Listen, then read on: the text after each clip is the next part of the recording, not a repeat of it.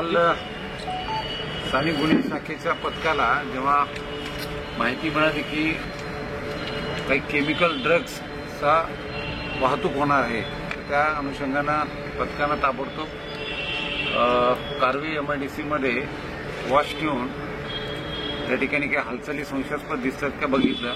त्यानुसार एक व्हाईट कलरची हुंडाई गाडी एका युनिटमधून बाहेर पडताना दिसली. त्या गाडीचा जेव्हा पाठलाग केला आणि गाडीतील व्यक्तींकडे चौकशी केली त्यावेळेला आपल्याला हे व्हाईट कलरचं MD सदृश्य पावडर मिळाली.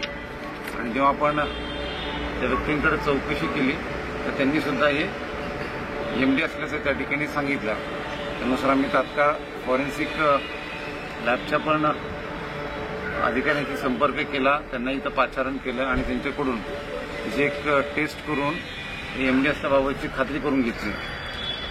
आणि हा पदार्थ त्यांनी कुठून आणला, हे कुठं तयार होतो याची जेव्हा आम्ही विचारपूस केली त्यावेळेला ते कारवे MIDC मध्ये विटा MIDC मधलं एक बंद असलेलं युनिट जे भाड्यानं चालवायला घेतलं होतं तर त्या ठिकाणी हे बनतंय असं आम्हाला माहिती मिळाली.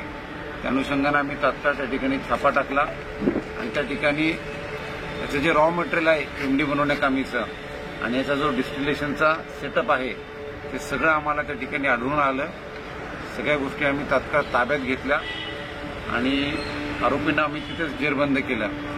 तर आरोपींना आज आपण माननीय कोर्टासमोर हजर केला असता मान्य कोर्टाने 1 तारखेपर्यंत त्यांना पोलीस कस्टडी दिलेली आहे. त्याच्यामध्ये पुढे जे धागेदोरे आणखी निष्पन्न व्हायचे ते सुद्धा आम्हाला मिळतील. आणखीनही याच्यामध्ये आरोपी मिळण्याची दाट शक्यता आहे. आणि आपण जसं बघतो की भारत सरकारनं पण नशामुक्त भारत अभियान सुरू केलेलं आहे. नुकतंच आपल्याकडं 26 जानेवारीला प्रजासत्ताक दिनी माननीय पालकमंत्र्यांनी पण त्यांच्या भाषणामध्ये एक गोष्ट जाहीर केली होती की जे कोणी नार्कोटिक्स पदार्थ असतील, नशेचे पदार्थ असतील त्याच्यामध्ये माहिती देईल, टीप देईल तर त्याला सुद्धा माननीय पालकमंत्र्यांकडून योग्य ते बक्षीस देण्यात येईल. तर त्या दृष्टीनं सुद्धा हे चांगलं पाऊल उचलण्यात आलेलं आहे.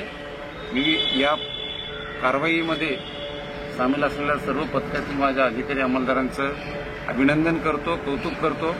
अतिशय चांगली कामगिरी केलेली आहे. यामध्ये आपल्या माहितीकरिता डिटेलमध्ये ज्या वस्तू आम्ही जप्त केलेल्या आहेत साधारणतः 14.5 किलो वजनाचं MD हे केमिकल सिंथेटिक ड्रग जप्त करण्यात आलेला आहे. त्याचबरोबर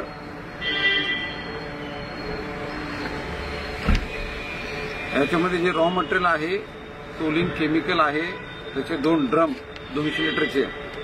त्याचबरोबर एक प्लास्टिकचा कॅन ज्याच्यामध्ये परत 35 लिटरचं टोलिन आहे. एक 200 लिटरचा प्रोपिलिन क्लोराईडचा एक ड्रम आहे. 2 प्लास्टिकचे कॅन आहे ज्यामध्ये ॲल्युमिनियम क्लोराईडची पावडर आहे जी 50 किलोग्रामचे ते 2 प्लास्टिकचे कॅन आहेत. 6 प्लास्टिकचे 50 लिटर क्षमतेचे हायड्रोक्लोरिक ॲसिडचे कंटेनर आहेत. त्याचबरोबर 13 लोखंडी पत्र्याचे क्लोरोफॉर्म असलेले 25 लिटरचे डबे आहेत. आणि त्याचबरोबर लिक्विड ब्रोमाइनचा लाकडी बॉक्स ज्यामध्ये 6 काचेच्या बाटल्या आणि प्रत्येक बाटलीचं साधारणतः 2.5 किलो वजन. त्यानंतर मोनोमिथिल अमाइन हे केमिकल 200 लिटर क्षमतेचे 2 ड्रम.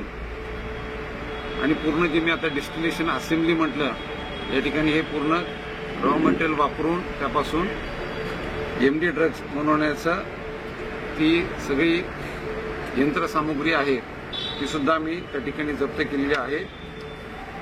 विशेष म्हणजे या ठिकाणी या बंद असलेल्या युनिटला जेव्हा आम्ही छापा घातला त्या ठिकाणी आम्हाला एक डायरी पण मिळून आली ज्या डायरीमध्ये आरोपीनं या सर्व रॉ मटेरियलपासून MD कसं बनलं जातं त्याची एक विस्तृत त्याच्यामध्ये नोंद घेतलेली आहे. ती पूर्ण SOP त्यामध्ये नमूद केलेली आहे. ते सुद्धा आम्हाला पुरावा म्हणून त्या ठिकाणी वापरता येईल. यामध्ये पुढे जे आणखीन आरोपी निष्पन्न होणं आहे ते येणाऱ्या काही दिवसामध्ये तपासामध्ये आम्हाला निश्चितच त्यामध्ये एक प्रोग्रेस आपल्याला दिसून येईल।